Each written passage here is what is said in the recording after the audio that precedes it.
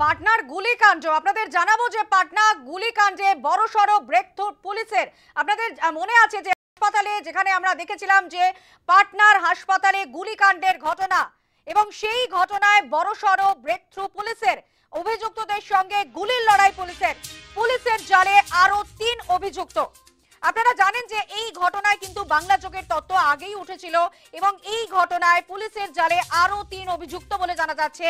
বড়সড় ব্রেকথ্রু পুলিশের, অভিযুক্তদের সঙ্গে গুলির লড়াই চলে পুলিশের জালে আরো ৩ অভিযুক্ত বলেই জানা যাচ্ছে। গুলিবিদ্ধ বলবন্ত এবং নিরঞ্জন নামে ২ অভিযুক্ত। গ্রেফতার কুখ্যাত দুষ্কৃতী অভিষেক। হাসপাতালে যেভাবে দেখা গিয়েছিল, সিসি ক্যামেরায় যেভাবে দেখা গিয়েছিল যে একেবারে হাসপাতালের ভিতরে ঢুকে দুষ্কৃতীর হাতে দুষ্কৃতীর যে খুন এবং সেখানে গুলিকাণ্ডের ঘটনা, এবং সেই ঘটনায় কিন্তু বাংলা চোখের তত্ত্ব আগেই উঠে এসেছিল এবং সেখানে ৫ জনকে আটক করা হয়েছিল। এবং এরপরে যে ছবি উঠে আসছে যে রীতিমতো গুলির লড়াই চলে পুলিশের সঙ্গে অভিযুক্তদের, পুলিশের জালে আরো ৩ অভিযুক্ত বলে জানা যাচ্ছে। গ্রেফতার কুখ্যাত দুষ্কৃতী অভিষেক, গুলিবিদ্ধ বলবন্ত এবং নিরঞ্জন নামে ২ অভিযুক্ত।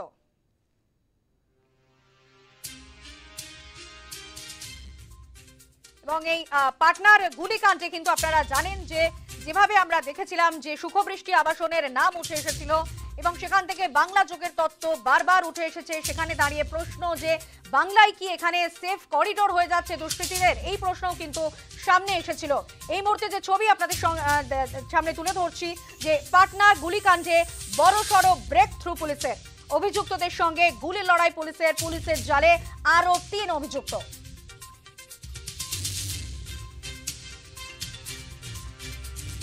আমরা কথা বলবো, আমাদের সঙ্গে টেলিফোন লাইনে রয়েছেন আমাদের প্রতিনিধি মমিতা মিত্র। মমিতা, পুলিশের জালে আরো ৩ অভিযুক্ত পাটনার গুলিকাণ্ডের ঘটনায়।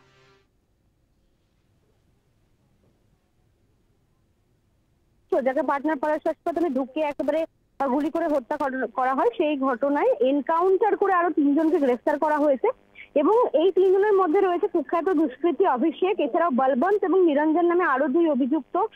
তাদেরকেও পাকড়াও করা হয়েছে এবং পুলিশ বনাম এই দুষ্কৃতীদের গুলির লড়াই চলে। সেখানে এই বলবন্ত এবং নিরঞ্জন ২ অভিযুক্ত গুলিবিদ্ধ হয়। বিহার এসটিএফ এবং ভোজপুর পুলিশের যৌথ অভিযানে এই ৩ জনকে ইতিমধ্যে গ্রেফতার করা হয়েছে। কলকাতা থেকে তুমি জানো যে ৪ জনকে গ্রেফতার করা হয়েছিল এবং তাদেরকে ইতিমধ্যে ট্রানজিট রিমান্ডে বিহারে নিয়ে যাওয়া হয়েছে এবং তার পাশাপাশি আরো ৩ জন যারা এই পারস হাসপাতালে এই চন্দন মিশ্রকে খুনের ঘটনায় যারা জড়িত, সেই ৩ জনকে পুলিশ গ্রেফতার করেছে এবং তার মধ্যে একজন কুখ্যাত দুষ্কৃতী রয়েছে অভিষেক। এই গোটা ঘটনায় তারও বেশ কিছু ইনভলভমেন্ট রয়েছে বলে পুলিশ সূত্রে মনে করা হচ্ছে। ধন্যবাদ মমিতা। আমরা কথা বলছিলাম আমাদের প্রতিনিধি মমিতা মিত্রের সঙ্গে।